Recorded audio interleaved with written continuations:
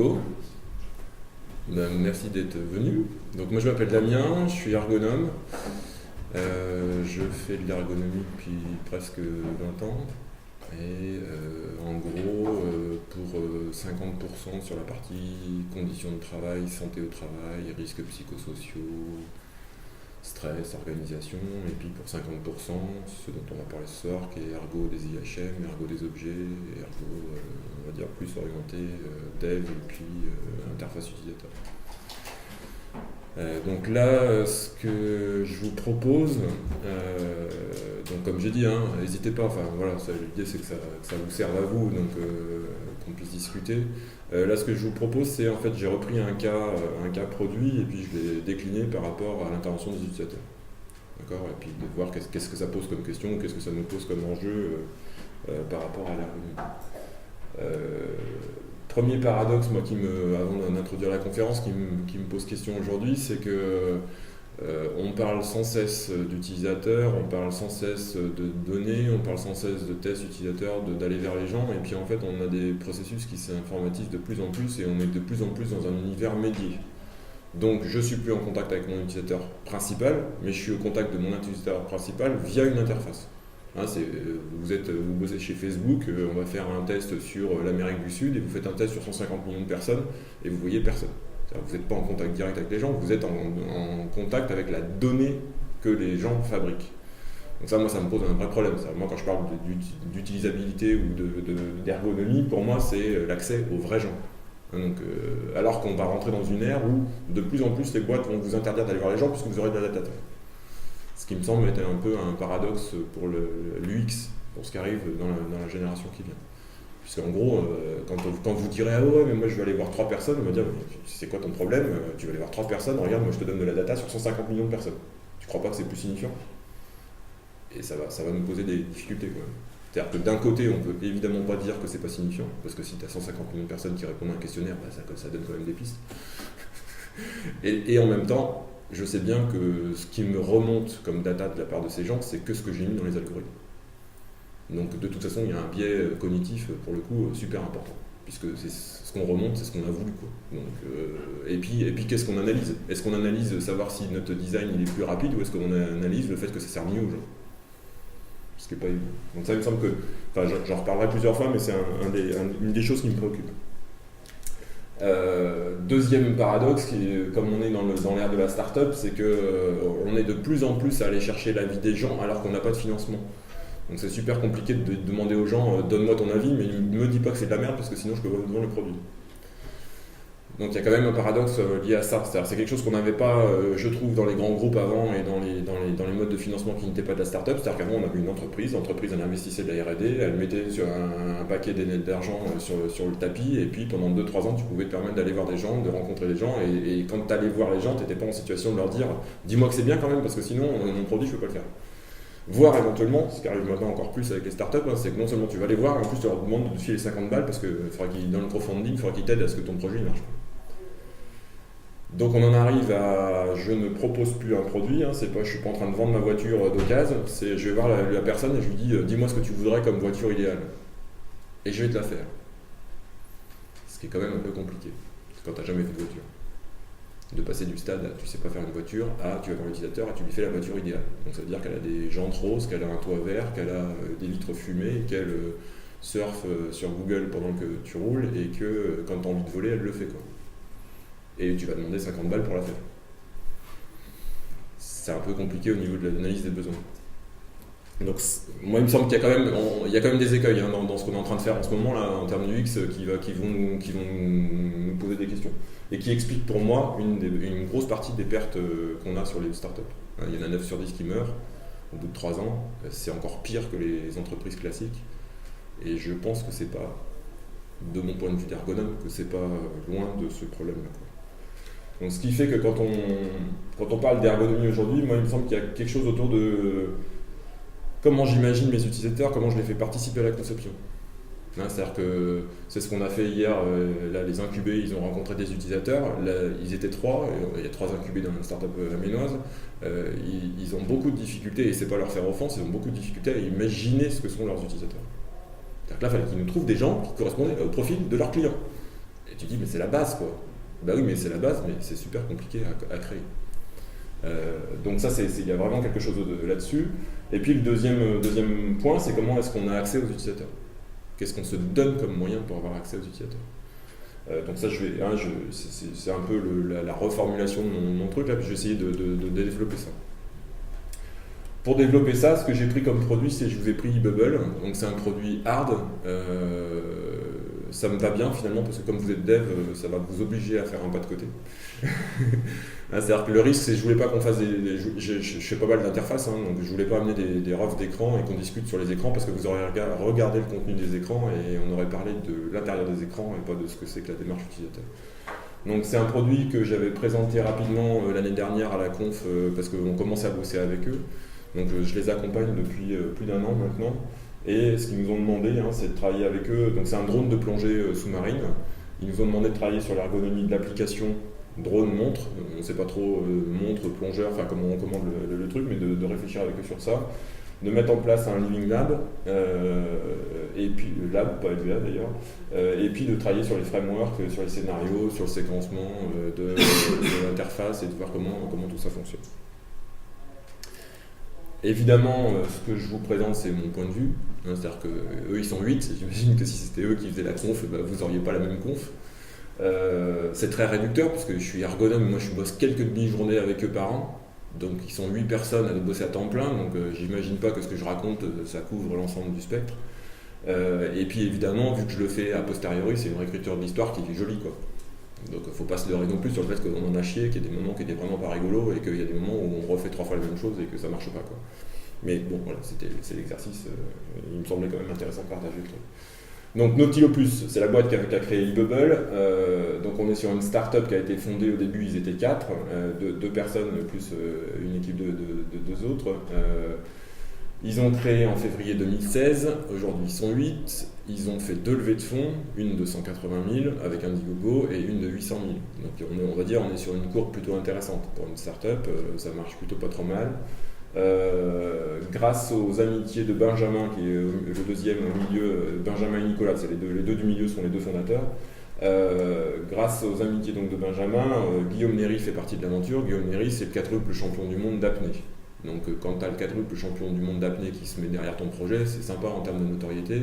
C'est-à-dire que Guillaume, quand il poste une vidéo, aujourd'hui il fait quelques millions sur YouTube.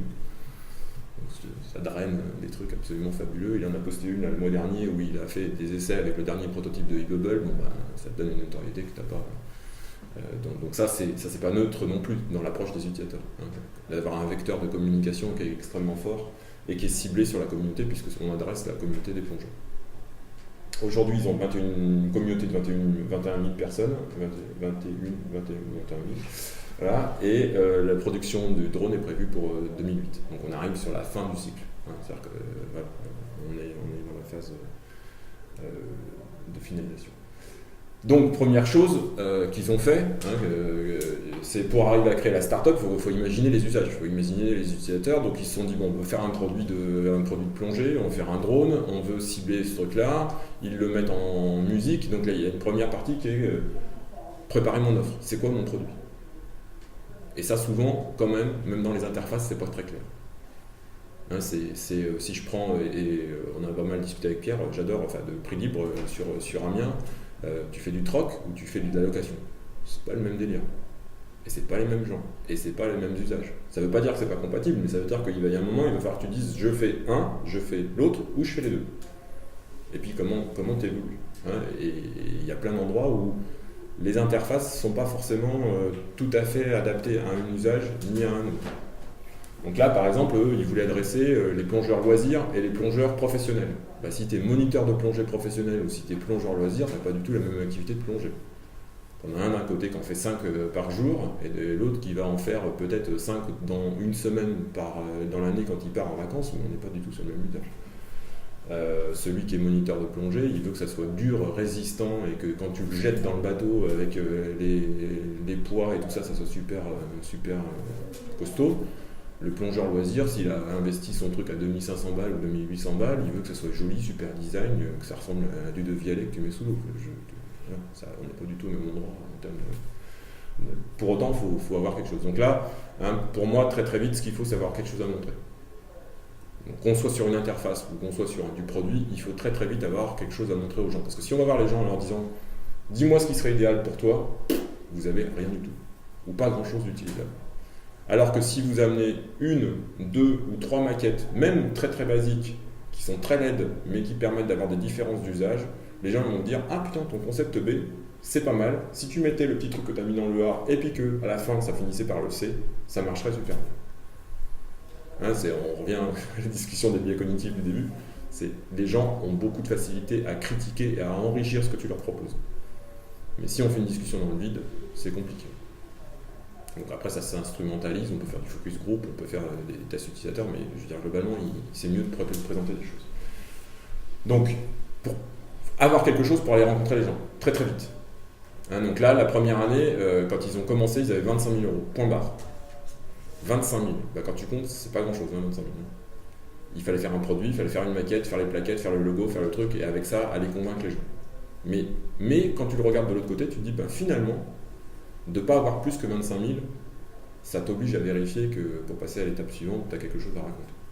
Parce que si quand tu vas voir les gens, là, si on prend la user night d'hier soir, si quand tu vas voir les gens, tu rencontres 100 personnes et qu'il y a 100 personnes qui te disent bon bah ouais c'est cool, enfin, voilà ton produit est sympa, ou si tu as des gens qui disent ah putain génial, bah, c'est pas la même chose. Donc, où est-ce qu'on va chercher nos utilisateurs, qu'est-ce qu'on leur dit, comment on les rencontre. Donc, et là on est en phase, on n'a rien fait, ça ne coûte rien, on a dessiné sur un bout de papier 2-3 trucs. Là ils avaient fait un premier design, ils ont fait une mousse, donc c'est du plastoc. Et c'est avec ça qu'on allait voir les gens en disant voilà, c'est ça le concept. Et bien quand tu leur ramènes le truc jaune là, qu'ils le prennent dans la main, ils ont plein de choses à raconter les gens. Et on savait pas ce qu'il y avait dedans, on savait pas si ça marchait, on savait pas combien ça allait peser, on savait pas si on savait le faire. Mais globalement c'était pas déconnant quoi. Et ça permet de figer les idées. Alors c'était un peu plus avancé que ça, mais je veux dire, c'est quand même assez question. Et tout ça pourquoi ? Pour voir si ça marche. Hein, donc petit, léger, mais il faut avoir quelque chose à montrer. Absolument. Enfin moi je crois vraiment à ça. C'est-à-dire que, et ça rejoint le fait que pour moi quand on fait une appli, on doit avoir quelque chose. Si vous prenez Sharp ou Shaper, je sais jamais comment on prononce Shaper, je veux dire l'interface c'est basique de chez basique quoi. Bah ça suffit quoi. Ils ont 800 000 utilisateurs quand même. Enfin, le truc tu te dis, quand tu regardes le truc, ça casse pas des briques en apparence. Et tu te dis, bah, le truc est tellement simple que ça a séduit des gens. Et pourquoi ? Parce que tout de suite, ils ont pu aller montrer quelque chose. Le principe, il n'était pas compliqué, quoi. Il n'est pas compliqué à expliquer. Donc ça, moi, il me semble que c'est hyper important. Une fois qu'on a fait ça, qu'on allait voir les gens, ce qu'il faut, c'est mettre à jour. Hein, donc l'intérêt, là, c'est comme on est en configuration légère et qu'on l'a fait petit, ben, on allait voir les gens et très très vite quand même les deux cibles qu'ils avaient identifiés au début sur lesquels ça avait quand même bien marché, plus le compagnonnage de Guillaume, a fait qu'on était assez d'accord sur le fait qu'on avait les plongeurs loisirs bouteilles et les plongeurs centre de plongée qui n'étaient pas les mêmes. Donc là en fait ils ont tourné quand même quelques mois, donc c'était entre mai, on s'est vu en décembre, et en décembre on s'est dit bon on se pose et on réécrit maintenant l'histoire de nos deux utilisateurs cibles. Parce qu'on a suffisamment engrangé de gens, on a suffisamment de personnes, ça a été suffisamment différent, ils sont allés sur plusieurs salons, ils ont fait des interviews, c'est-à-dire qu'ils sont allés sur le terrain, à la rencontre des gens, et on a repris une après-midi et on s'est refait les deux scénarios utilisateurs. Alors ça pour moi ça vise deux choses. Un, vérifier qu'au bout de 6 mois on est tous d'accord. Parce que comme c'était une équipe et qu'ils étaient 4, le risque c'est que tu as plein de gens différents et qu'il y en a un qui part dans cette direction-là, un qui part dans celle-là. Enfin c'est pas le risque, c'est la nature de la diversité de l'équipe qui fait l'enrichissement de l'équipe. Et donc là, moi ce que je voulais, c'était qu'on se recentre sur nos deux scénarios qui sont à peu près d'accord. On s'en fout qu'on soit pas d'accord sur exactement ce qui se passe, mais moi c'était est-ce que dans notre imaginaire ça nous parle ? Est-ce qu'on a un imaginaire commun qui va nous permettre de dire, bon, globalement, le scénario bouteille, ça se passe à peu près comme ça, globalement, le scénario plongée, ça se passe à peu près comme ça. Et d'identifier les différences. Où est-ce que le produit coince, qu'est-ce qu'on sait faire, qu'est-ce qu'on sait pas faire. Et qu'est-ce que ça nous dit du point de vue de l'utilisation. Deuxième chose qu'on a fait, c'est qu'on a interrogé les gens. Donc là, à peu près à cette époque-là, on avait une communauté d'à peu près 2500 personnes. Hein, donc ils ont fait du buzz avec Guillaume, ils ont mis en place la landing page très très tôt. Dès qu'ils sont allés sur les premiers salons, ils avaient une landing page super propre avec la marque, avec les logos, avec le truc, et où tu pouvais laisser tomber. Résultat, on a collecté plus de 3500 adresses mail. Sur les 3500 adresses mail, il y en a 2500 à peu près qui étaient utilisables. Donc on a envoyé un questionnaire, donc ça c'était décembre 2016, un questionnaire en 2500, leur disant si vous voulez bien répondre au questionnaire, on est en train de se poser des questions par rapport à la conception. Et donc sur les 2500, il y en a 947 qui ont répondu, ce qui est énorme. Hein. D'habitude, quand on a 3% de réponse, on est super content. Et puis sur les 947, on avait à peu près 7 pages de questions. Il y en a que 446 qui ont fini complètement le test. 640 qui ont fait plus des 2 tiers et 400 et des brouettes qui ont fini complètement. C'est énorme. Et c'était des questions simples. Hein. C'est tu fais quoi comme plongée? Pourquoi le projet t'intéresse? Quand tu plonges, tu vas où? C'est quoi la température que tu préfères? C'est quoi les accessoires que tu emmènes? Enfin, on a essayé de détailler le plus possible. Pour arriver à avoir quoi? Pour arriver à avoir... C'est quoi la typologie des pratiques de nos clients? C'est-à-dire, si on se dit que ces mecs-là sont intéressés par notre produit, qu'ils ont mis de l'argent, parce qu'il y en avait pour partie, une bonne partie qui avait mis de l'argent sur Indiegogo dans la première levée de fonds, ils sont qui finalement? Entre ce qu'on pense qu'ils sont et ce qu'ils sont vraiment. De vérifier, parce qu'il y a des surprises. Je ne sais plus si vous vous souvenez l'année dernière quand j'en avais parlé, ExoPlus, on se disait, on a une majorité d'utilisateurs Android et finalement dans notre pool d'early adopters, il y avait 63% des utilisateurs qui avaient déjà l'iPhone 6. À l'époque où on a sorti l'appli, c'était hallucinant, quoi. Donc on a complètement renversé les priorités de développement en disant on fait iOS en first, parce que de toute façon, même si Android c'est 85% du marché, nous, nos utilisateurs sont déjà sur iPhone 6. Donc là, il faut savoir. Donc les répartitions en tranches d'âge, répartition en sexe, qu'est-ce qu'ils font comme type de plongée, c'est quoi leur niveau, hein, parce que quelqu'un peut me dire moi j'aimerais bien que ton drone il ait je sais pas quoi, une autonomie de 4 heures de batterie. Si le mec il plonge que 1 heure, on s'en fout. Enfin, il y a un moment, il faut s'affronter entre la différence entre ce que les gens ils aimeraient et ce qu'ils font. Vraiment, hein, c'est l'histoire de la voiture. Ah oui, je veux une Tesla. Bah ouais, tu fais quoi? Bah en fait, je vais tous les jours au boulot et je fais 3 km par jour, quoi. Bah, tu as le droit d'acheter ta Tesla si tu veux, mais c'est peut-être pas toi mon client principal. Ouais, donc là, nous, il faut qu'on arrive à savoir qui sont nos utilisateurs. Et puis qu'on arrive, donc ce qu'on a fait, c'est qu'on leur a fait un petit configurateur. Donc c'était une page web très très simple avec le Living Lab. On avait 100 points, et dans les 100 points, nous, on avait, donc toute l'équipe technique avait codé les différentes fonctions là. Donc des trucs qui nous engagent assez costauds, hein, enfin, au niveau donc est-ce que le drone, par exemple, il saura éviter les obstacles? Si on met un détecteur d'obstacles ou si on ne le met pas, au niveau du code, ça change le moteur de navigation de façon extrêmement forte, ça change beaucoup les cartes, il faut plein de capteurs, c'est pas la même chose. Donc en fait, on leur a donné 100 points aux gens. Nous, on avait coté de notre côté la criticité technique et la criticité de réalisation des différentes fonctions. Donc par exemple, de faire une batterie qui a une autonomie d'1 heure, on sait faire, 2 heures c'est un peu compliqué, 4 heures c'est très compliqué. Et donc on avait mis des points comme ça en face des fonctions en se disant, si ça on doit le faire, il n'y a pas de problème, mais ça veut dire que si le mec il claque, par exemple, tous ses points, s'il veut une autonomie de 4 heures sur le drone, il claque tous ses points. Ou il claque 80 points, ce qui fait qu'il a plus grand chose. Et donc on a regardé comment les gens avaient choisi le drone, comment ils avaient configuré le drone. Et avec ces résultats, hein, donc là, on voit les 5 fonctions de base qui ont été retenues, là, c'est celle-là. Avec ça, on a renvoyé à la communauté et on a dit voilà, le résultat d'enquête c'est ça vous plaît pas. Et ça a été un go, quoi. Enfin, ça a été une marque d'arrêt, hein, en se disant. Et là, on n'a toujours pas commencé, nous on avait des études techniques qui roulaient, mais on n'a toujours pas commencé à faire ni un moule, ni une carte, ni rien du tout. Hein. On est toujours dans la phase amont. C'est-à-dire que là, ils avaient juste levé les 180 000 € d'Indiegogo. Mais avec 180 000 € tu fais pas un drone, quoi. Donc on est dans la phase vraiment amont du truc. On continue à aller sur les salons, à regarder les... Donc ça nous a permis de fermer un peu le spectre. Pardon, je reviens. Et donc là, notamment Nico, là, le patron de la boîte, Nico il a dit voilà, les gars, hein, on aimerait bien faire plein de choses, mais c'est plus ça. Notre produit maintenant, c'est ça. Et ça recentre et ça permet d'abandonner des fonctions. Parce qu'au début, on a tendance à en mettre et en rajouter. En fait, plus on rencontre de gens et plus on en rajoute, parce qu'on veut faire plaisir à tout le monde. Mais il y a un moment, il faut dire, ok, c'est simple, c'est pas cher, c'est facile à mettre en place. Parce que ce qu'il faut, c'est sortir le produit. Donc ensuite, imaginez l'interaction. Donc là, pareil, ça serait des interfaces, c'est la même chose. Hein, on fait des dessins d'écran très très succincts. Genre ça. Là, j'ai fait un atelier la semaine dernière. Hein. Voilà. Scénario principal de l'interaction utilisateur, quoi. Ça suffit, quoi. Il n'y a pas besoin. Avec ça, là, on allait voir 8 personnes. On a notre truc. J'ai ça. Je tourne la page. Je dis ce qui se passe. Je montre les écrans. Et la personne, elle réagit. Elle me dit ça c'est naze, ça c'est bien, ça c'est pas bien. Ça suffit. Il y a dev égale 0. Et là, tu vas au crash test. Hein, c'est-à-dire, c'est le mec qui dit à page 3, je vois rien, je vois rien. Voilà, c'est ok. Je la redessine. Il y en a que j'ai redessiné en direct. J'ai gribouillé, j'ai rajouté. On a refait des pages. On a refait des petits bouts de scénario, des trucs, voilà, on a réimaginé des processus en direct, avec la personne, en fonction de ce qu'elle nous dit. Et avec ça, on est en train de finaliser notre première interface qui va être montrée au CES au mois de janvier. Quoi. Donc on est sur quelque chose qui est opérationnel, mais qui ne coûte rien, quoi. Qui n'est pas grand-chose en termes de...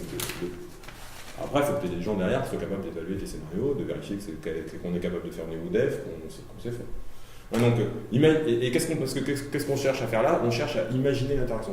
Nous, en tant que concepteur, il faut qu'on l'imagine, et il faut que les utilisateurs puissent se l'imaginer. Donc il faut qu'ils puissent se projeter dans le scénario.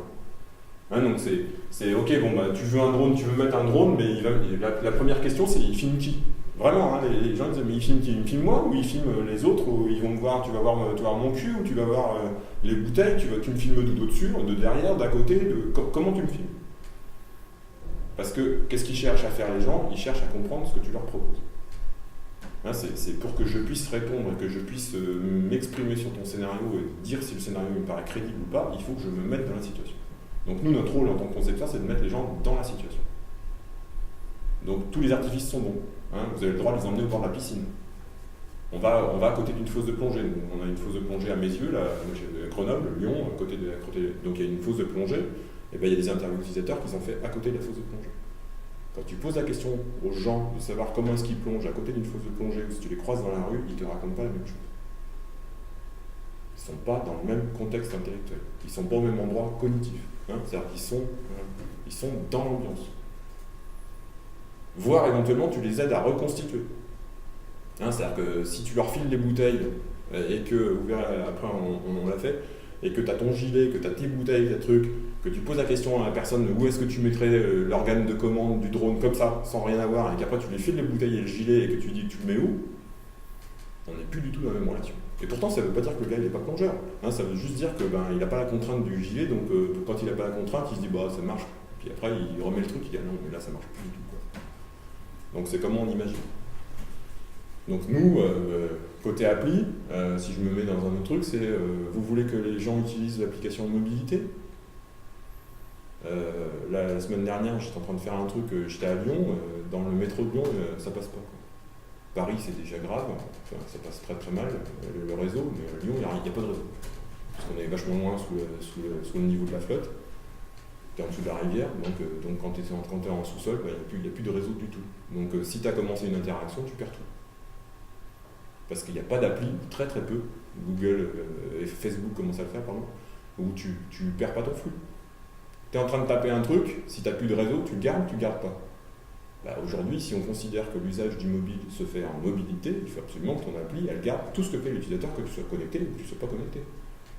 Si à chaque fois que je perds le réseau, ça me bouffe tout mon cache, on ne s'en sort pas. Donc c'est pas le même type de développement.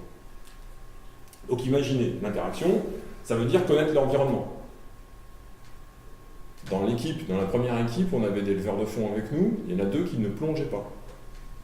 Donc moi, quand on a fait les premiers scénarios, j'ai dit ok, on va plonger tous ensemble. Moi, je crois à ça. Je crois au fait que quand les gens ils touchent la situation, ça te permet de discuter. Donc ça veut dire qu'il faut aller voir on peut regarder des vidéos ensemble. Maintenant, avec YouTube, on a ce qu'on veut, quoi. C'est-à-dire qu'on peut rester chez soi et avoir accès au monde entier. Regarder des vidéos, discuter sur les vidéos ensemble.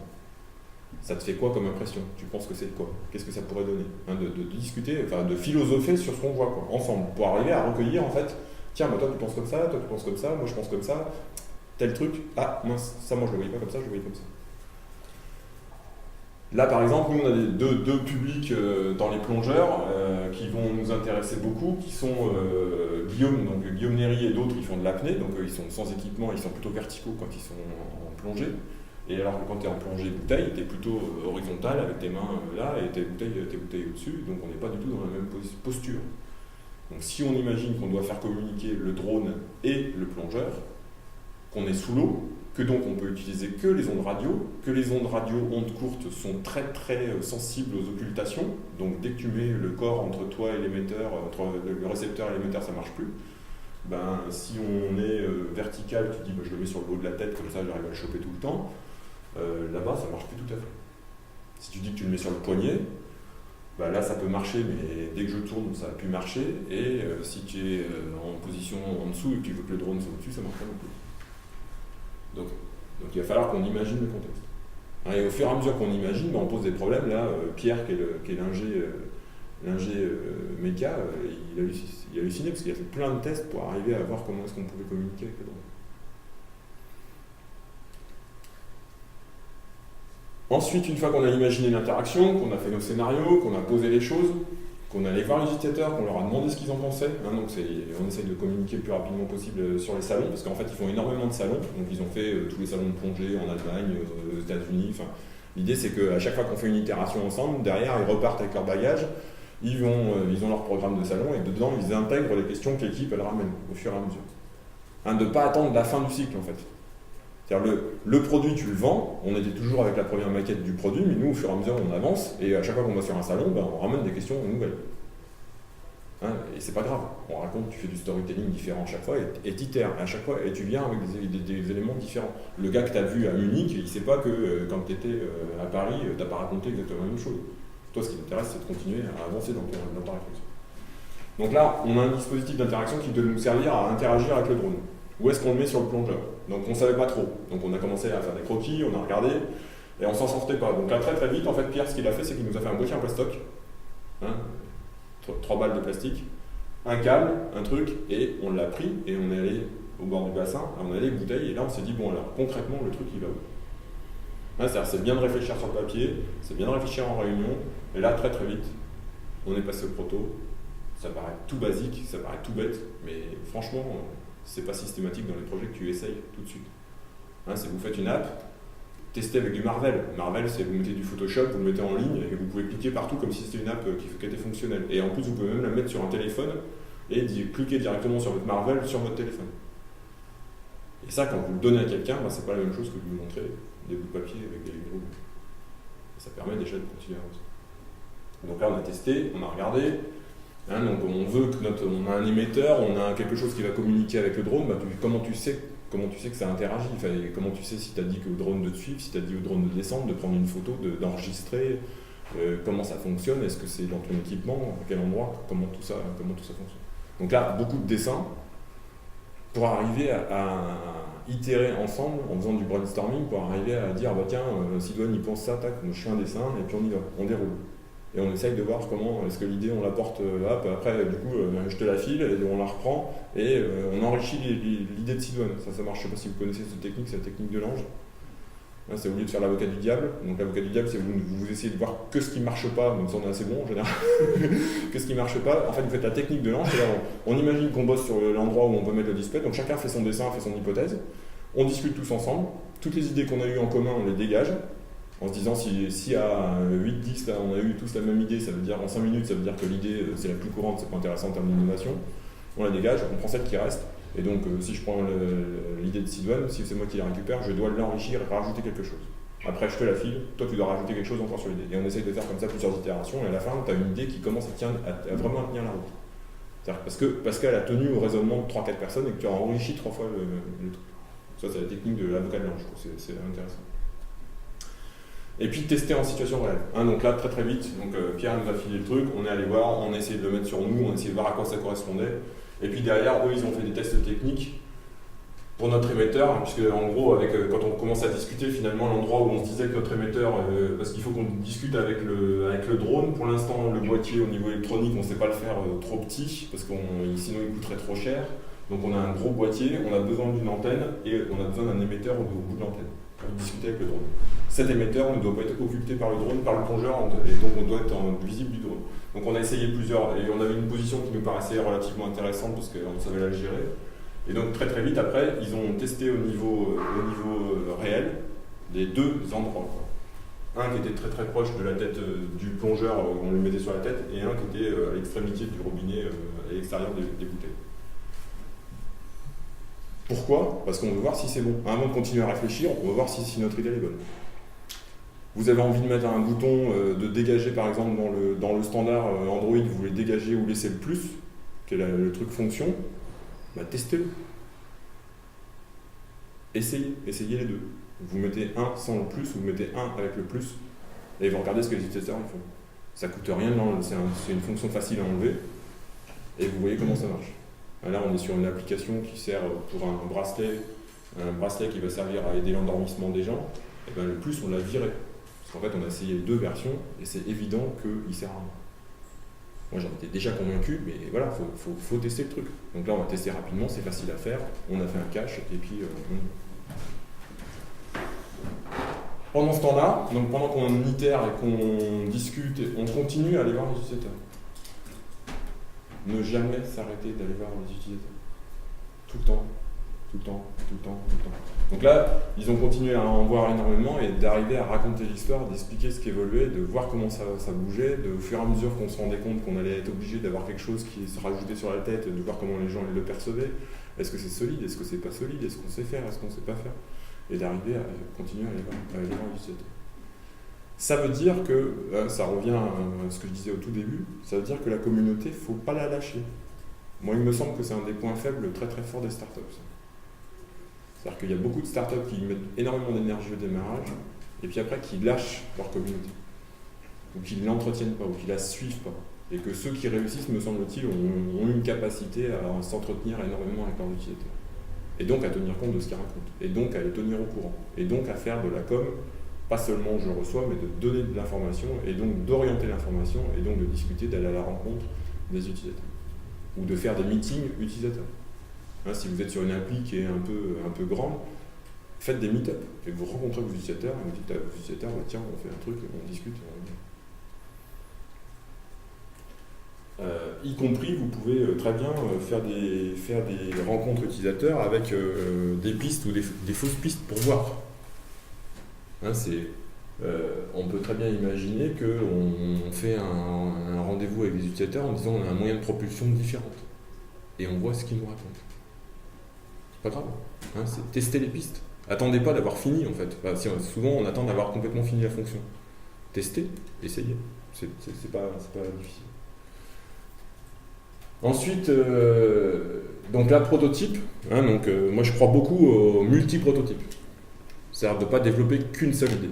Hein, vous faites une interface, vous faites un produit, ne développez pas, même si on sait que c'est coûteux au niveau du dev, si vous pouvez faire une piste et puis en construire 2 ou 3 à côté qui sont en fake mais qui vous permettent de faites-le. Là, ce qu'on a fait, c'est qu'on a imaginé, donc on est sur notre dispositif qui communique, hein, donc je dois avoir quelque chose sur le plongeur qui communique avec le drone et qui dit au drone ce qu'il doit faire. J'ai le droit à 8 canaux radio seulement sous l'eau, d'accord? Donc on ne peut pas, vu notre système technique, on ne peut pas communiquer avec plus que 8 signaux, parce que sinon ça se brouille, sinon on ne reçoit pas, on n'est pas assez différencié au niveau des ondes, donc en fait on a le droit de faire 8 commandes. Donc on a imaginé, on a fait plusieurs ateliers, donc ça c'est le résultat du dernier atelier, on en a fait 3, et donc on a imaginé plusieurs dispositifs en essayant qu'ils soient différents. Hein, donc pareil, on ne veut pas les mêmes, on veut des différences, on veut des choses un peu... Et puis on essaye d'imaginer à chaque fois comment ça pouvait fonctionner. Donc une montre, hein, dans les premières choses qu'ils avaient montré une montre. Donc on a repris une montre qui tourne et puis on imagine que ça peut cranter, qu'on peut faire un certain nombre de choses au niveau des scénarios, qu'on peut tourner. Donc on essaye de dessiner les écrans, on essaye de voir un petit peu... Là je vous ai mis juste le rêve de départ, puis après dans chaque solution il fallait qu'on dessine les écrans. Si on pousse le système de la montre, bah, je vais carrément sur une iWatch, hein, je me dis bah, tiens, tant qu'à faire, on va sur un écran tactile et puis on déroule. Dans le monde de la plongée, il y a beaucoup de manomètres, donc là on prend le standard du manomètre parce que c'est un endroit que les plongeurs ont l'habitude d'aller regarder, c'est un organe identifiable, donc si par exemple on savait se coller au manomètre en ayant notre dispositif qui ressemble à un anneau, ça serait super intéressant du point de vue de l'usage parce que c'est déjà embarqué sur les bouteilles, il n'y a plus besoin de s'en occuper, quoi. Après, un espèce de boîtier, c'est notre boîtier bleu là. Donc on prend notre boîtier bleu, on rajoute un écran dessus, on met des interfaces. Le drone était en train d'évoluer au niveau du design, donc on s'est dit, notre drone il était en triangle, il est en train de s'incurver, d'avoir quelque chose comme ça, est-ce qu'on ne pourrait pas avoir quelque chose, puis profiter d'avoir de la des deux courbes pour mettre des boutons et qu'on ne puisse pas appuyer dessus par erreur. Et puis, autre piste qui est sortie, c'était une espèce de poire. Donc ça, c'était un truc qu'on accrochait, on s'est dit, dans les centres de plongée. Peut-être que je veux filmer quelqu'un d'entre vous, mais que moi, je suis le moniteur, donc je vous surveille, c'est mon job. Mais j'ai pas envie d'avoir la montre sur moi, je vais vous l'accrocher sur vous. Et puis quelque chose qui serait sans interface visible, sans écran, mais que juste quelque chose que je tourne. Et qui fait qu'en fonction du scénario que tu as choisi, ben, si tu mets 1, 2, 3, 4, 5, 6, 7, 8, je n'en sais rien, tu peux, sur la t'as le plongeur, tu le chopes, il ne s'en rend pas compte, clac, tu tournes. Parce que les moniteurs de plongée, quand vous êtes avec eux, ils s'occupent de votre sécurité, vous ne vous rendez même pas compte. Quoi. Là, moi, cet été, j'ai refait faire un baptême à mes gamins. Le moniteur, pendant le niveau 1, il enlevait les poids et il remettait des poids de 1 kg quand même, tu vois, les trucs 1 kg dans les poches de mes gamins, ils ne s'en rendaient pas compte. Parce que effectivement, tu es en train d'apprendre à plonger, donc tu es présent dans ton truc, et en fait, à la fin de la plongée, quand ils discutaient avec le moniteur il dit c'est bien, tu t'es vachement bien débrouillé, je t'ai enlevé 2 kilos, t'es super équilibré. Quoi. Et les gamins, ils disaient comment ça, tu m'as enlevé 2 kilos? Donc ça veut dire qu'il avait ouvert, je sais pas s'il y en a qui font la plongée, c'est-à-dire qu'il avait ouvert la poche, c'est une poche qui se déplie, donc il avait ouvert le truc, déroulé la poche, sorti, pris le poids, refermé le truc, et ils ne se sont pas rendus compte, les gamins. Parce qu'ils n'étaient pas du tout en capacité de gérer. Donc si on a ça pour les moniteurs, ça peut être super intéressant. Donc à partir de ça, donc là on est toujours on est en mode, on ne sait pas faire mécaniquement encore. C'est-à-dire qu'on a Pierre qui nous dit des choses au niveau mécanique, ça ne doit pas dépasser une certaine taille. On imagine ça. Donc après il revient vers nous, donc à partir de nos pistes là, il revient vers nous, Pierre, il nous dit donc la taille minimum de mon boîtier électronique c'est ça. D'accord. Donc il est revenu vers nous avec les composants électroniques en disant moi je ne sais pas faire plus petit que ça aujourd'hui. Pour le coup j'ai le droit par rapport à mon coût de prod, je ne sais pas faire ça. Donc on a pris nos pistes de papier.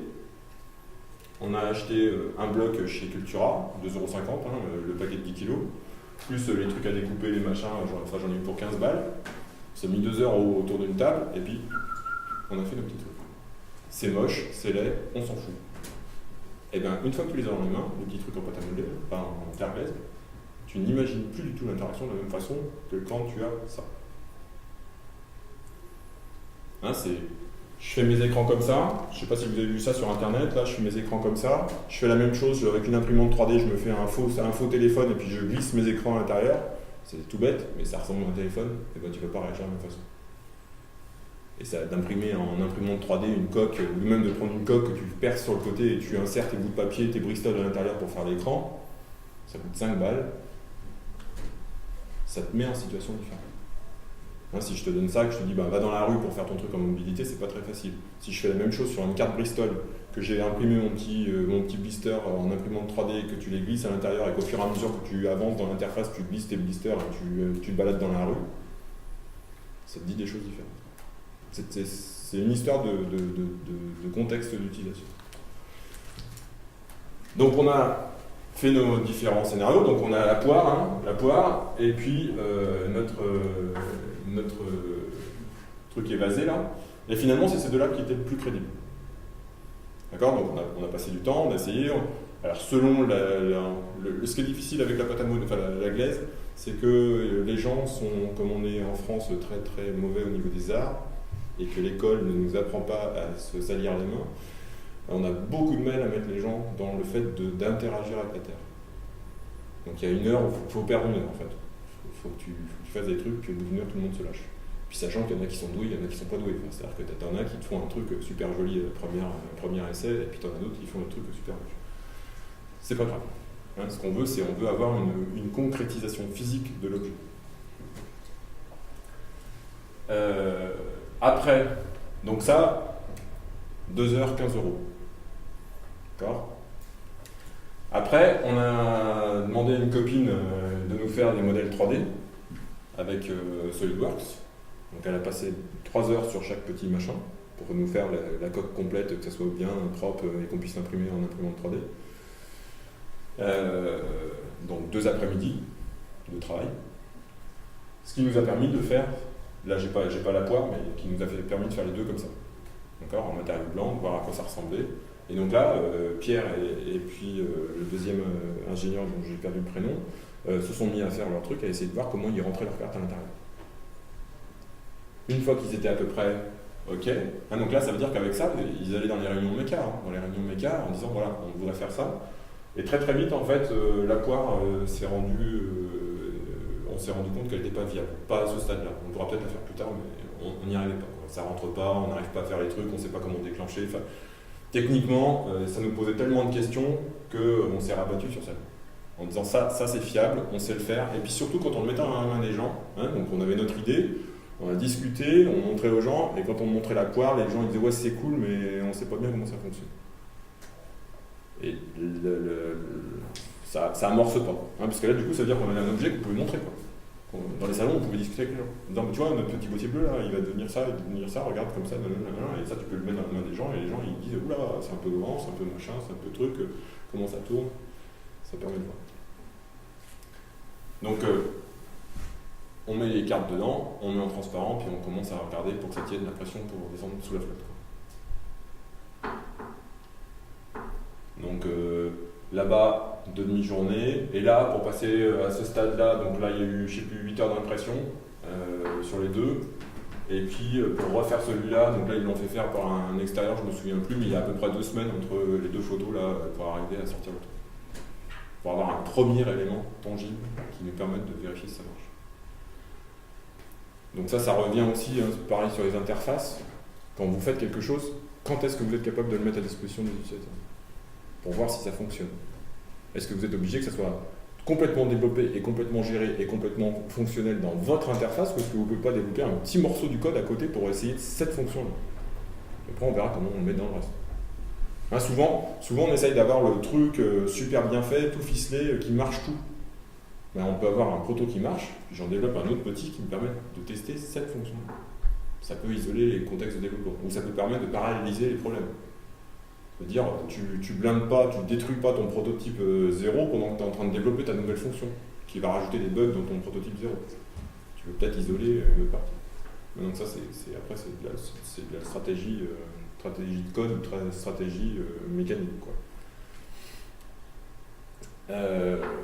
Pendant tout ça, pendant que nous on s'interrogeait sur nos tests utilisateurs, évidemment il faut continuer à bosser. Donc il faut fiabiliser les serveurs au niveau de la donnée, il faut continuer à bosser avec la communauté, il faut regarder si ça fonctionne. Donc là notre dispositif de commande ne marchait pas, donc on avait une espèce de boîtier sous pression dans lequel on mettait les cartes électroniques pour arriver à se balader dans la plongée avec le prototype et d'arriver à commencer à voir si on sait le tracer, si on sait le suivre, si quand on lui tourne, il tourne, s'il nous capte bien, il y a énormément de choses à vérifier. Et d'avoir un prototype qui est suffisamment rugueux pour qu'on arrive à tester des choses. Donc pareil, je reprends pour le code, vous n'êtes pas obligé d'avoir le dev final. C'est-à-dire que vous pouvez faire des bouchons. Par exemple, nous, on avait, si je reprends pour ExoPlus, on avait des choses au niveau des téléphones et on s'était rendu compte que donc c'était un drone aérien et les baromètres des téléphones ne sont pas tous réglés de la même façon. En fait, il n'y en a aucun qui est dans les téléphones du marché, il n'y a aucun baromètre qui est réglé de la même façon. Ils donnent tous une pression, mais en fait, ils sont très très variables, on va dire. Donc à la fin, on a dit tant pis, C'est-à-dire que quand on développe une nouvelle version de l'appli, on avait standardisé, ils avaient identifié 24 téléphones et ces 24 téléphones, c'était notre bande test. Et on savait quand on sortait ça, ça pouvait passer sur les plateformes, sur Google Play ou sur iOS sans aucun problème. Par contre, à chaque fois qu'on faisait une modif de l'appli, on ne vérifiait pas sur les 24 téléphones. Parce que si à chaque fois que tu fais une modif ou que tu repasses sur 24 téléphones différents, t'en sors plus. Et pourtant, c'est ce que tu dois faire pour la version finale. Mais pour toutes les versions intermédiaires, en fait, on faisait des releases et entre les releases, on faisait ce qu'on voulait. Et si le code n'était pas propre, c'est pas grave. Quelle fiabilité on se donne dans les intermédiaires. Pour ExoPlus, par exemple, il y avait Charles qui avait une idée de fonction, il a redéveloppé une nouvelle fonction complètement bâtarde sur un bout d'iOS pendant un week-end parce qu'il trouvait ça intéressant et qu'il voulait vérifier si ça marchait. Et finalement, c'était une des fonctions majeures du truc qu'il a développé en un week-end. Par contre, la version, elle était c'était n'importe quoi. Mais on s'en foutait. C'est-à-dire, lui, il était pro de l'utilisation de ExoPlus, il était pro, c'était un biker. Il savait ce qu'il faisait, et il savait qu'il savait piloter son drone, il n'y a aucun souci. On n'a pas besoin d'avoir du code hyper protégé pour faire un test. Donc là c'est pareil, on a essayé plein de choses. Pierre il a fait des tests en piscine, il s'est rendu compte que quand on était en piscine, quand on était sur le carrelage, ça rebondissait tellement qu'on n'arrivait pas à capter le signal. Donc du coup ça a permis de débugger les signaux dans d'autres configurations qu'on n'aurait sûrement jamais vues, sauf si on était allé sur des épaves, un peu à l'intérieur des épaves. faut essayer. Pendant qu'on faisait ça, donc là on a finalisé donc, les études techniques, on a rediscuté au niveau conception sur la fluidique et sur tout ça, donc ça a amené un nouveau design. C'est-à-dire que là on est sur ça c'est le design final. Je ne sais pas si vous vous souvenez du premier, hein, le rond. Lui là. Voilà, on était sur quelque chose qui était comme ça et qui a évolué. Donc en fait ça marchait pas au niveau propulsion. Quand on a commencé à regarder l'hydraulique, et puis surtout là on avait un peu de mal à gérer, les quatre stabilisateurs et les cartes électroniques avec cette grande queue. Donc on a modifié, enfin c'est le designer qui a modifié, et donc on arrive à quelque chose où on garde la queue mais on a ressorti énormément les propulseurs arrière, qui étaient beaucoup trop avancés en fait dans le drone. Donc ça, ils sont retournés avec le design définitif, retournés vers les utilisateurs. Le produit paraissait intéressant pour des applications qu'on n'avait pas imaginées. Donc là, par exemple, ils sont au salon du yachting. Donc ils ont rencontré des capitaines de yacht qui ne sont pas du tout dans notre cible. Donc il a fallu qu'on refasse des scénarios, qu'on réimagine qu'est-ce qu'un capitaine de yacht, il va bien pouvoir vouloir faire de notre drone. Et ça nous a amené sur des usages complètement différents. Donc pareil, rebelote, scénario, discussion, reconstruction, et d'arriver à avoir un storytelling à peu près crédible pour voir comment est-ce qu'on va les questionner, pour voir qu'est-ce qu'ils nous proposent. Et puis donc finaliser pendant ce temps-là le prototype et la partie méca. Donc vous voyez que là ils sont en train de finir, ils ont fait un tour du monde, là ils sont allés en Australie, ils sont allés en Espagne, ils ont fait pas mal de plongées, ils ont fait 8 plongées, ils ont rencontré à peu près 120 plongeurs avec ce prototype-là et avec la deuxième version. Plus la partie montre. Et là, l'objectif, c'est qu'à la fin du mois, là, on fiche l'ensemble du design et du problème pour sortir la première version au mois de mai. Mais si je le regarde d'un peu loin, finalement, hein, c'est seulement ce dernier mois où ils ont vraiment rencontré énormément d'utilisateurs. Avec le produit fini, seulement. Ça fait 1 an et demi qu'on est en cause. Avant, on a fait des stades très intermédiaires de conception.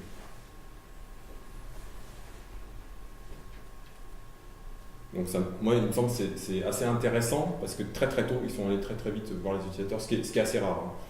Donc moi, il me semble que dans les choses qui ressortent par rapport à cette équipe-là, c'est que très très vite, ils sont allés voir, et très très tôt, ils sont allés voir les futurs utilisateurs.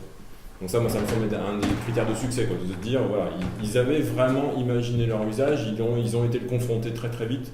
Hein, les Américains, de toute façon, sont vachement meilleurs que nous. Les Américains, ils disent, si ton idée, elle est bonne, va en parler, et si tout le monde la trouve nulle, bah, c'est qu'elle n'était pas bonne. Alors que nous, en France, c'est un espèce de lieu commun, mais on a tendance à dire, si ton idée est bonne, surtout n'en parle pas, attends de l'avoir fini, de l'avoir développé, puis tu iras voir les utilisateurs. Je pense pas qu'on soit aussi caricaturaux que ça, mais il y a quand même un peu de ça. Il y a quand même cette idée de il faut faire bien. Quoi. Nous, on est vraiment dans le faire bien. Les Américains, ils sont dans le faire. C'est d'abord tu fais, après tu vois. Donc ça, moi, il me semble que c'est quelque chose d'extrêmement intéressant.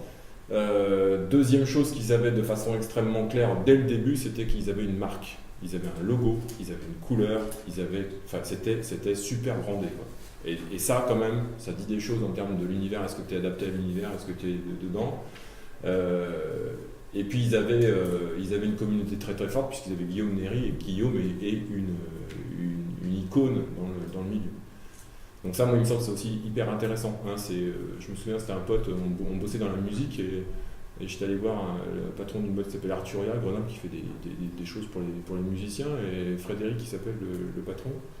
Et Fred il m'avait dit, mais c'était une start-up qui faisait un truc pour la musicale, et il me dit, mais pourquoi tu ne vas pas voir Jean-Michel Jarre, quoi. Moi je l'avais regardé en lui disant, t'as fumé quoi, je suis qui pour aller voir Jean-Michel Jarre? Il me dit, si tu crois au produit, va le voir, pourquoi tu iras pas le voir? C'est-à-dire que lui il dit, si un mec comme ça trouve ton produit intéressant, et il ne sera pas intéressant, et il y aura plein de choses à modifier, et il dit là, tu as le top du top du mec dans ta matière. Donc ça aussi, moi je pense que souvent on n'est pas assez, je pense qu'on n'est pas assez ambitieux dans les projets de start-up. On veut faire trop petit, on veut attendre, on veut que ça soit bien, on s'en fout quoi.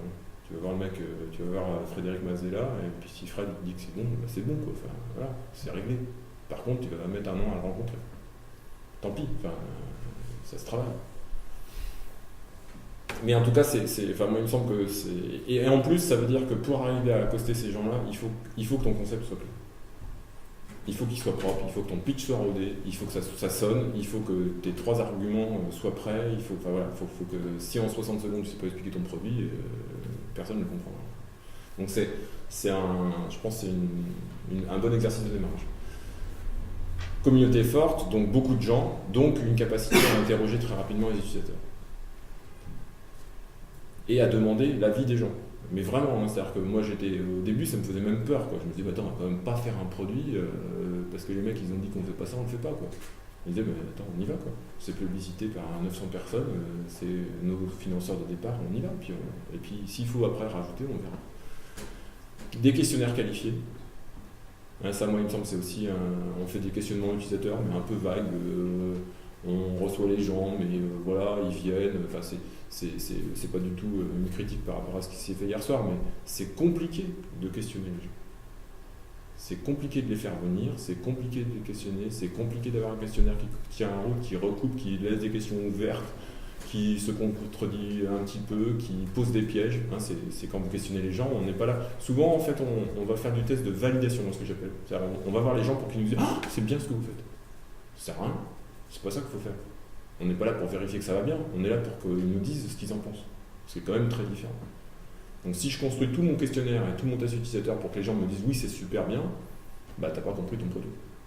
Hein, par exemple, j'en avais parlé l'an dernier, on avait fait un test utilisateur sur un système de guidage pour le métro, pour des étrangers, parce qu'on a fait, c'est qu'on a rajouté des sessions de métro qui n'existaient pas. Pour voir s'ils s'en rendent compte. Parce que si notre système de recherche ne permet pas de discerner si tu as mal tapé l'orthographe de la station de métro ou si tu n'as pas bien tapé l'orthographe, enfin, il y a un problème. Donc il faut tester ce qui ne marche pas. Et ça fait partie du test utilisateur. Il faut absolument qu'on aille tester les bugs, qu'on mette des pièges dans les tests, qu'on mette des pièges dans les questionnaires. Ensuite, là, donc à mon avis, valeur très importante, c'est qu'ils vont valider leur fonction par les utilisateurs. Donc ça a quand même une valeur dans la communauté, hein, c'est-à-dire que du coup, le drone, il est construit avec eux. On a eu très tôt des personnages, des scénarios, des cibles utilisateurs qui étaient relativement clairs et auxquels ils se sont tenus. Hein, c'est-à-dire que l'équipe, Nicolas et Benjamin, ils sont assez pratiques et on rajoute pas. On peut rajouter, mais on rajoute si on perd pas notre route, quoi. C'est-à-dire que ce qui permet de ne pas revenir vers les gens avec des nouvelles idées tous les 15 jours, quoi. Parce qu'il faut le travailler, enfin, ça se travaille. Ensuite, contact maintenu avec les utilisateurs, donc très nombreuses rencontres, donc ils ont fait un nombre de salons incroyable. Donc ça c'est pareil, c'est facile d'investir dans les salons, ça coûte pas grand chose. Enfin ça coûte du temps, mais c'est de la présence et ça te permet de rencontrer un nombre d'utilisateurs absolument fou. De faire de la présence, de faire de la notoriété et d'être dans le monde physique et pas seulement dans le monde de l'interface. Hein, ce qui fait la notoriété d'une interface, c'est aussi le fait que tu rencontres les gens en vrai, quoi. Et que tu en parles, et que les gens voient ton truc, ils voient ta tête, ils voient qui t'es, ils voient l'équipe. Là, ils voient l'équipe, ils voient Guillaume, enfin, on voit bien que l'équipe, elle est constituée, que c'est une vraie équipe, quoi. Donc beaucoup de tests d'itération courte, et puis surtout donc, plusieurs pistes en parallèle. Donc ça, c'est la grande qualité de Nico, du patron, avec une fermeture très très rapide pour pas s'éparpiller. C'est-à-dire que Nicolas, en fait, il nous laisse tous bosser avec toutes nos pistes, et puis au bout d'un moment, il dit fin du jeu, et on a fini le round de réflexion, et ça ne veut pas dire que ton idée était mauvaise, ça ne veut pas dire qu'elle était bonne, ça veut juste dire que là il faut choisir. Donc on a dit que vous aviez 6 dispositifs de commandes possibles, on ne peut pas faire les 6. Donc on en garde 2. Vous choisissez les 2, vous me dites les 2 quels.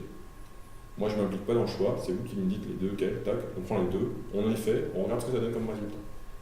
Et finalement on en a un qui marche. Alors que si on avait fait les 6, hein, ça, faut en avoir, on n'aurait pas pu. Puis chacun aurait eu des avantages. Donc il y a un moment aussi, il faut savoir fermer. Le propre d'un patron de start-up, c'est aussi de fermer. Il y a des cycles sur lesquels il faut produire et il faut sortir.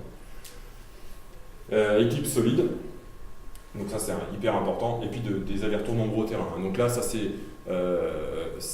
j'avais rencontré une start-up qui s'appelle Daily Green. Daily Green, c'est des gens qui font de la map connectée, en fait, on va dire, si je veux faire court. Daily Green, ils sont à Lyon, ils marchent bien, et moi je pense qu'ils marchent bien parce qu'ils ont un lieu physique où les gens viennent chercher les produits. Et donc, régulièrement, les utilisateurs et les concepteurs se rencontrent, parce que c'est les concepteurs qui distribuent les légumes et c'est toi qui viens chercher tes trucs. Et donc, ils ont une interaction hyper régulière en direct sur l'appli, avec un motif qui concerne l'appli. Hein, si je reprends Prix Libre, par exemple, c'est de se dire est-ce qu'on ne fait pas un événement et qu'on vient troquer, c'est-à-dire on fait un événement pour troquer nos objets ensemble. Hein, je ne fais pas un endroit, je fais pas une rencontre seulement pour faire un truc, mais je m'arrange pour que dans la rencontre, mon appli elle soit en rencontre. Si je prends administratif dans nos incubés, eh ben, je fais une rencontre avec mes utilisateurs et on imagine qu'on fait, je ne sais pas quoi, une modification de l'intitulé des entreprises des gens qui sont là. Et on voit si ça marche. Comme ça, on discute avec les gens, on les rencontre et on a un petit bout d'appli à leur faire tester. Ça permet de personnaliser le rendez-vous et surtout de revenir avec quelque chose qui te permet de voir si ça ramène quelque chose, d'être dans ton cadre terrain et pas seulement dans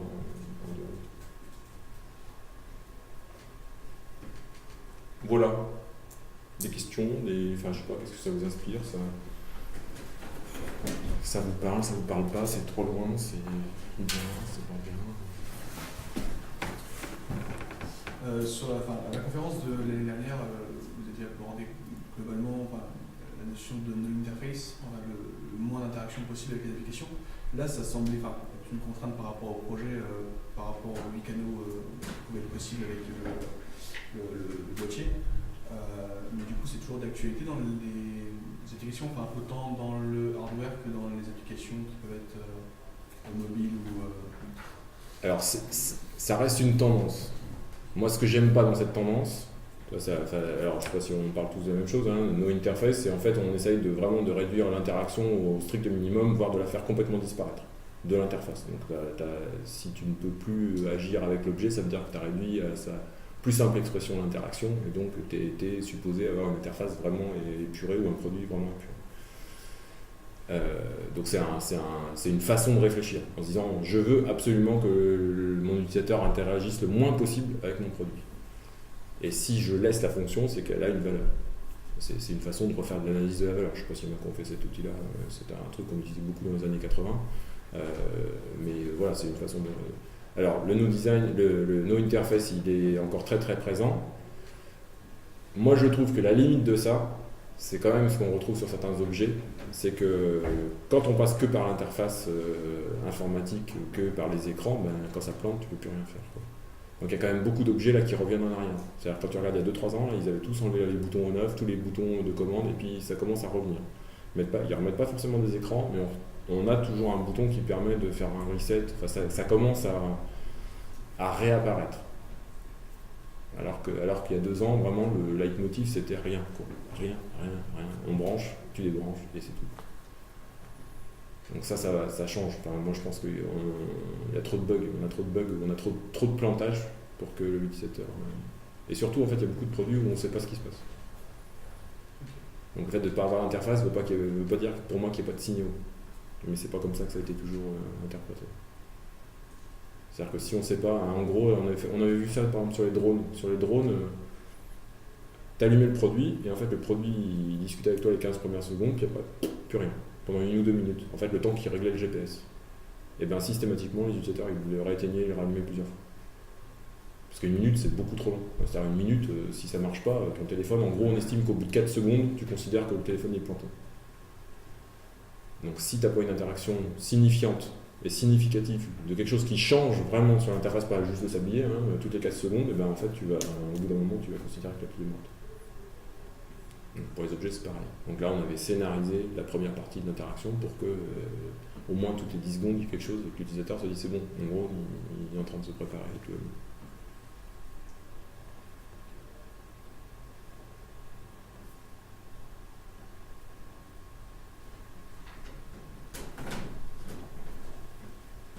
Vous avez fait des tests utilisateurs récemment, ou il y en a qu'on en fait, ou vous avez essayé des choses? Non.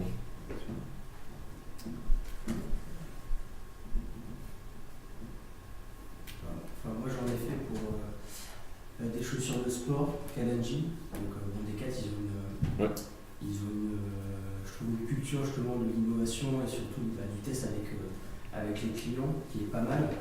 Moi j'ai un ami qui est ingénieur textile là-bas et à chaque fois il nous rencadre un petit peu sur tout ça.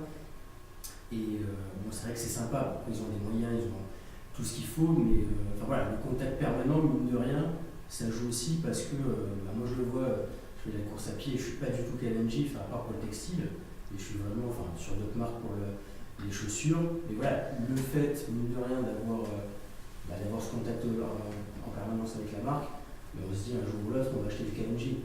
Enfin, voilà, je dois changer mes baskets. Je sais, je me pose la question, même si premier abord, c'est pas. Voilà, ça me branche pas trop. Donc, mais c'est vrai que finalement, le fait d'avoir un contact, on noue un petit lien avec la marque, même si au début c'est compliqué parce que on se dit c'est Decathlon, c'est une grande boîte, mais finalement non. Donc je pense que ce que tu disais là sur le contact permanent, mine de rien, c'est hyper important parce que on crée le lien avec le client. Donc, Puis c'est de plus en plus attendu en fait. C'est-à-dire qu'avec avec l'augmentation du rythme des mises à jour d'appli, en fait, on se rend compte que même du côté produit, en fait, les gens, ils veulent savoir ce qui se passe. En fait. Et il y a une vraie appétence, parce qu'avant, là par exemple, j'ai fait un test sur des éleveurs agriculteurs. On en voulait 6, on a eu 700 personnes qui ont été appelées pour en avoir 6. D'habitude, on est sur ce ratio-là. C'est-à-dire qu'il y a de la perte en ligne, c'est-à-dire qu'il faut vraiment faire du phoning de façon extrêmement forte pour réussir à ce que les gens acceptent que tu viennes chez eux pour faire un test utilisateur. Et en fait, maintenant, on a de moins en moins de difficultés sur les produits grand public. Ça devient de plus en plus facile que les gens acceptent que tu leur prêtes un produit et qu'ils te disent ce qu'ils en pensent. Avant ils répondaient « Non, mais ça ne m'intéresse pas, quoi. Pourquoi vous m'embêtez au téléphone ?» C'était vraiment vécu comme une agression, quoi. Alors que maintenant, c'est presque attendu. Dans les focus group, là, quand on fait des focus group, nous, donc focus group, test utilisateur, focus group, je ne sais pas si vous voyez la différence. Donc focus, c'est j'imagine que je vais faire un produit de bricolage pour la maison et je vais inviter des gens, je vous invite tous et on va parler de la façon dont vous bricolez. On ne sait pas de quel produit. Moi, ce qui m'intéresse, c'est que vous me disiez, vous, ce que vous imagineriez comme produit de bricolage pour la maison. Alors que test utilisateur, c'est je suis en train de faire un marteau, je développe un nouveau manche et je vais vous filer le marteau pour que vous fassiez votre prochain bricolage à la maison et que vous me disiez ce que vous pensez de mon marteau. On n'est pas tout à fait au même endroit. Donc le focus, il est en général plus exploratoire et un peu plus vague sur les attentes. Et les focus group, avant, on arrivait à avoir des gens, on peinait pour les tests utilisateurs, mais non, c'est le contraire. Les gens, ils ne veulent plus venir discuter pour rien. En fait, c'est vécu comme ça. Ils disent, mais non, discuter sur le bricolage, mais concrètement, on va discuter de quoi? Il y a une app, il y a un truc, il y a un machin. Et en fait, s'il n'y a rien à discuter, on a beaucoup plus de mal à les avoir. Est-ce qu'il y a une notion, une étude ou des chiffres qui montrent l'impact justement de ces études ou de ces contacts au niveau des utilisateurs? Est-ce que les contributeurs, entre guillemets, les personnes qu'on peut interroger sur un produit, est-ce qu'ils finissent par devenir acheteurs du produit ou est-ce que ça a un impact du coup? Je connais pas de résultats. Moi, je suis assez d'accord avec toi. Je pense qu'il y a une fidélisation accrue. Il y a une étude, il y en a une de 2016, donc c'est Bain & Company, c'est un gros cabinet de consulting américain qui a sorti ça. Et donc en fait, ils classifient ce qu'ils appellent les éléments de la valeur pour les clients. Et donc il y a des éléments très fonctionnels, après il y a des éléments qui sont vraiment liés aux émotions et même jusqu'à l'altruisme. C'est un peu une pyramide de Maslow, mais qui est un petit peu tournée consommateur. Et en fait, justement, ce que tu disais sur tout ce qui est meet-up, rencontre en direct avec les clients, et les utilisateurs potentiels, c'est hyper important parce qu'on se rend compte que, en fait, quand on note l'impact de la rencontre physique, l'impact il est démultiplié par rapport à une vidéo, par rapport à vraiment un simple contact virtuel. Donc en fait, rencontrer en direct, physiquement, donc sur les salons et tout ça, c'est hyper important, c'est hyper valorisant pour l'entreprise. Donc, et ça, après, c'est vraiment des études pointues qui le montrent. Et donc c'est pour ça que justement, en fait, il y a de plus en plus de marques qui essayent d'avoir des points de vente physiques, même si c'est pas toujours rentable, parce qu'en fait, l'impact client il est multiplié. Donc après, c'est tout bête, c'est les showrooms, les magasins éphémères, ça sert à ça en fait. Ça sert à créer une petite impulsion, et après derrière les clients la partagent et communiquent un petit peu dessus.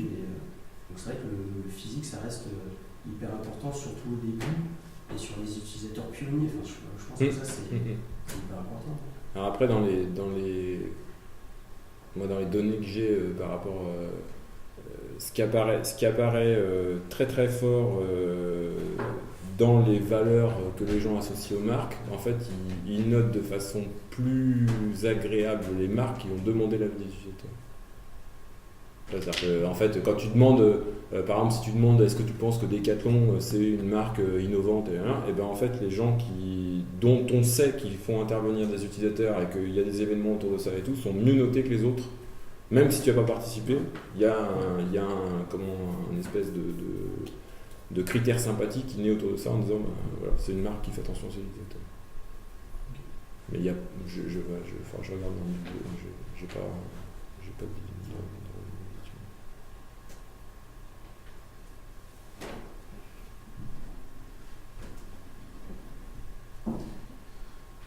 Je sais pas trop comment formuler la question, mais quand tu parlais des cibles utilisateurs qu'ils ont voulu pour le drone aquatique, ils sont partis sur deux choses qui sont vraiment limite à l'opposé. C'est des pros d'un côté et du loisir de l'autre. Et quand on voit justement le marché des drones, par exemple G, ou je sais pas comment on appelle ça, ils ont vraiment des drones pros et des drones loisirs. Et à quel moment justement ils auraient dû se dire peut-être qu'on se concentre sur un truc qui est plutôt puissant pour la V1 et qui est réservé aux pros, pour sortir quelque chose de loisir derrière, séparer vraiment les utilisateurs, plutôt que faire un drone un peu bâtard qui sait faire grand public. Alors, je les vois demain, là. Je poserai la question à Nicolas, le patron, mais je pense qu'il y a aussi je ne sais pas comment répondre, je réponds quand même, mais je pense que cette problématique-là, elle est issue du fait que comme c'est une start-up, tu as besoin d'un cible grand public. C'est-à-dire que quand tu vas voir les fonds aujourd'hui, si tu es sur une cible pro, c'est compliqué. Donc je pense que dans le positionnement initial, il y avait de toute façon la nécessité d'aller sur une cible super large, parce que qui dit super large dit scalabilité, dit que ton marché est plus vaste. Je suis d'accord avec toi sur le fait que c'est pas le même. Moi je les vois pas comme le même marché. Ou en tout cas je les voyais au début comme deux marchés vraiment fondamentalement différents, et en fait plus je travaille avec eux, plus je me dis que c'est pas si loin que ça. Moi j'étais vraiment sur une idée au démarrage de me dire le centre de plongée et le loisir c'est vraiment pas le même produit. C'est pas aussi clair. Au final, quand ils font des salons de la plongée, etc., je pense qu'ils ont dû tomber beaucoup plus souvent sur leur cible professionnelle que sur le plongeur. Il y a les deux, en fait ils ont les deux. Et en fait c'est aussi ce que montrait le questionnaire, c'est qu'en fait les plongeurs qui viennent dans les salons, c'est des plongeurs très expérimentés. C'est des gens qui plongent beaucoup. Et donc du coup, parce que c'est plus, on a beaucoup de niveau 3 et beaucoup de niveau 4, donc c'est-à-dire que c'est énorme dans la population, c'est plus de 50%. Donc c'est-à-dire que c'est des plongeurs qui font, qui sont à 500 plongées. Donc entre le moniteur, le gars qui en fait son boulot, et le moniteur loisir qui fait 500 plongées, tu es sur des niveaux de plongée qui sont pas équivalents, mais on n'est plus tout à fait dans le loisir, quoi. C'est le loisir du gars qui grimpe tous les 15 jours, quoi. Qui va plonger régulièrement et qui fait toutes ses vacances autour de ça. Il y a plus de différence finalement maintenant, là, depuis qu'on a attaqué la cible pro, un peu recherche, yacht, tout ça. Là, il y a vraiment une différence. Et la différence, elle n'est pas tellement sur l'usage du drone, elle est plus sur le SAV du drone. C'est-à-dire que finalement, l'objet en tant que tel, il résiste assez bien aux différents cas d'utilisation. Par contre, un capitaine de yacht, il n'imagine pas qu'il va recharger ton truc. Lui, tu lui mets un câble, il pilote de son yacht, il pilote le drone pour qu'il aille inspecter la coque, ça lui va très bien. Il ne veut pas avoir à gérer la batterie. Ils ne sont pas dans la même disposition par rapport à l'objet. Alors que finalement, le moniteur de plongée du centre professionnel, il nous dit si votre truc il a la charge, ça me va. Je veux juste pas trop m'en occuper. Donc le pas trop, après, voilà, c'est pas tout à fait pareil. Les plongeurs loisirs, il y a des plongeurs qui veulent emmener leur drone en avion. Il y en a d'autres qui disent moi je veux pas l'emmener, je veux le louer sur le centre. Donc on était parti sur un usage très personnel, et en fait tu te rends compte qu'il y a des utilisateurs qui vont pas l'avoir comme matos perso, ou qui vont l'avoir comme matos perso, mais qui veulent pouvoir le louer à l'autre bout de la planète sans avoir besoin de s'en occuper dans le transport. Donc c'est pas, tu vois, ça évolue,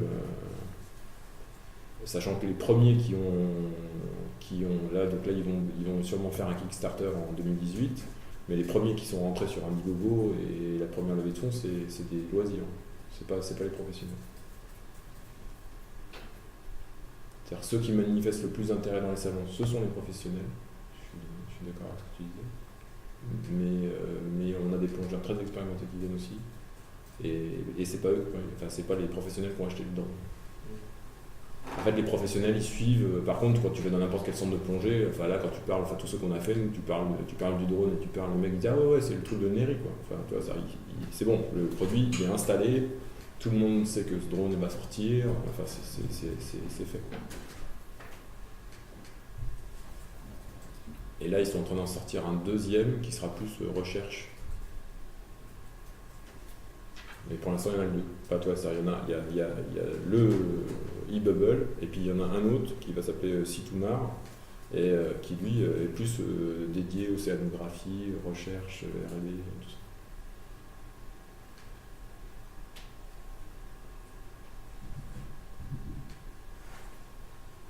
Ça vous va? Bon, merci. Merci.